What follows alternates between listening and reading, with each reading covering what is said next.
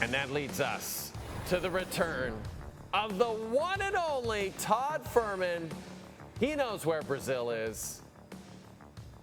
I do. He's currently hanging out in Vegas. Todd, how is you were all over Europe this summer. How was your summer? I was, but I didn't get myself engaged to a pop star. That would be breaking news, not only to me, but also my lovely wife already. But look, Jay, sometimes you have to let loose a little bit. We traveled all over Italy, got some quality time in Switzerland. And you know what we saw in Switzerland that made my wife extremely happy? Sidney Crosby all over advertising a watch brand that we'd never heard of. So it doesn't matter where you go. It proves that NHL superstars follow you all around the globe. Perfect. I love that Sid's getting that Swiss watch money. He deserves it. You know, the Kansas City Chiefs are especially intriguing this year after getting crushed by the Eagles in the Super Bowl. Didn't really add any notable free agents. They're going to miss Rashee Rice for at least the first 6 games of the season. The AFC West is getting tougher. I say all that, Todd, to ask you, are you taking the over or the under on 11.5 wins for the Kansas City Chiefs this season? So for me, Jay, I look at their schedule, and it gets to be a little bit more difficult early on. If the Chiefs are able to navigate through about the first 6 weeks, I think they'll have an excellent opportunity to really rack up wins over the latter portion of the schedule. But to your point, they're going to have to do that without Rashee Rice on the offensive side of the ball. Now, fortunately for Kansas City, you get a healthy Hollywood Brown back in the mix. Isaiah Pacheco missed extended periods of time. He's back in the fold as well, and I think Xavier Worthy is poised to have a major leap in his sophomore season. But more importantly for Kansas City, they're still the rightful favorite in the AFC West and remain the team to beat. I think we're going to see a Chiefs team that starts to resemble the group that was dynamic offensively more so than the defensive juggernaut we watch more often than not a season ago. Is there another team in the upper tier of the league that you could see actually going over their win total? And conversely, Todd, is there a team in the upper tier that you think is being overrated a little bit and could go under that win total? So I think the Bengals are being a little bit overvalued in the win total market. Look, we know about all the star power they have on the offensive side of the ball. Joe Burrow, Jamar Chase, T. Higgins and company are going to put up video game-like numbers. But, Jay, I think the Cincinnati Bengals legitimately would be able to upgrade their stop unit if they put you and I out there in a limited capacity. So we'll see if Al Golden can fix all that ails them on the defensive side of the ball. I'm a seller of the Bengals in terms of the macro-level markets. And look, I know they were dealt a little bit of misfortune earlier in the day with Christian McCaffrey having a calf injury pop up. I think the 49ers, with one of the softer schedules in the league, are going to have better health. Maybe it doesn't apply to CMC or what we've seen so far in training camp. But this is a team that I'd be buying to kind of exceed odds makers' expectations. Not bullish to say I'd love them over 10.5. But I think teams in the upper echelon, they do offer a little bit of wiggle room and upside, given how favorable the schedule looks on paper for them. Offensive Rookie of the Year is always something the bettors love. A lot of talent, a lot of offensive talent coming into the league this year. Marion Hampton, Ashton Genty, #1 overall pick Cam Ward. Be interesting to see how he does with Tennessee. In your mind, Todd, are any of those names someone that we should be looking at for Offensive Rookie of the Year, or are you going to go off the board?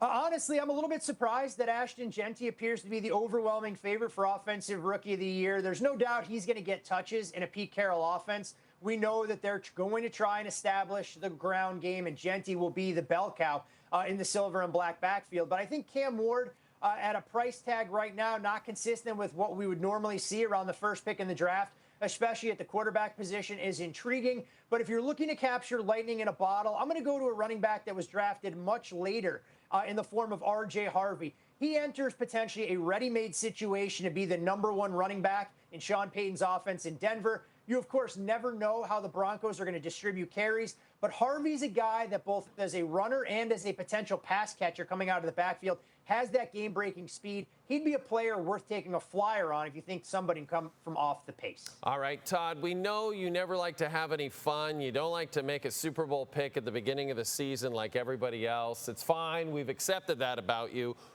What we would like to know is there an under-the-radar pick that you maybe feel has an opportunity to just make the playoffs this year?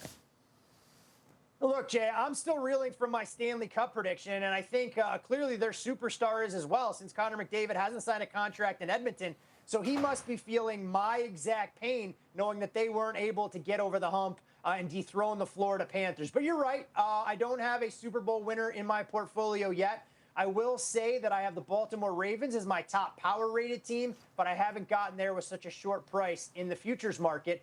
I'm a buyer of the Jacksonville Jaguars. I think this is a team that is going to benefit immensely from a refresh on the sidelines. You bring in a first-year head coach in Liam Cohen. We've seen his fingerprints all over the pro and college ranks, kind of unlocking quarterbacks and getting the best out of them. I think when you add a player like Travis Hunter, we know Brian Thomas is a superstar poised to take the next step, and Trevor Lawrence still has not put forth his best foot since being drafted number 1 overall. I think the Jaguars have a chance to maybe get to the top of the heap in the AFC South, and that's my long shot to make the postseason before we get into the meat of the NFL schedule. Going to the bottom of the pecking order, we have the New Orleans Saints, the favorite to finish last and pick up that number 1 overall pick and maybe draft Arch Manning, or maybe not. Arch Manning hasn't looked that great so far. But do you see any other teams challenging the Saints for that final spot? Sometimes in this business, Jay, they say, keep it simple, stupid. And no, I'm not referring to you.